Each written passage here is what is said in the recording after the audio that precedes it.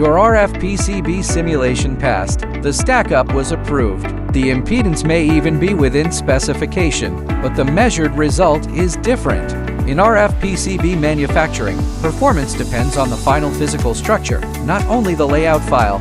Insertion loss, return loss, and frequency response can all shift. The cause is often accumulated manufacturing tolerance. In simulation, values are fixed. In manufacturing, every physical parameter has tolerance.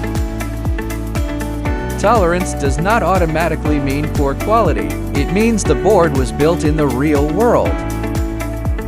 The first factor is trace width variation. During etching, copper is removed to form the RF transmission line. The final trace width may change slightly.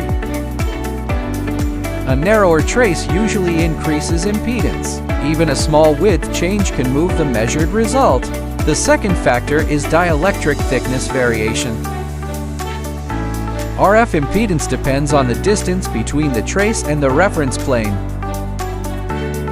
During lamination, prepreg flows under heat and pressure. The final dielectric thickness may differ from the original stackup assumption. The third factor is material decay variation. Simulation usually uses nominal dielectric constant values, but real materials vary with batch, resin content, process, and frequency. Decay variation can affect impedance, phase delay, and resonant frequency. At higher frequencies, the effect becomes harder to ignore. The fourth factor is copper thickness and surface condition.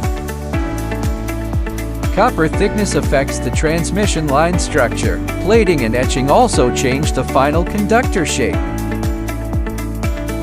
When current flows near the conductor surface, copper profile becomes part of RF performance.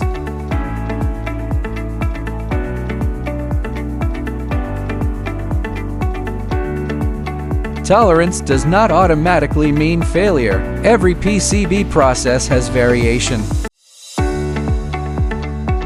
The goal is not theoretical perfection. The goal is predictable performance inside a controlled manufacturing window. Controlled variation creates repeatable manufacturing. That is the foundation of reliable RF PCB performance.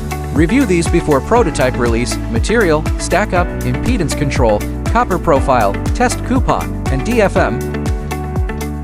Do not review RF PCB design only as a layout file. Review geometry, stackup, material, copper, and test requirements. Need RF PCB engineering support? Visit ultroniu.com for more RF PCB, microwave PCB, and high-frequency PCB manufacturing guidance.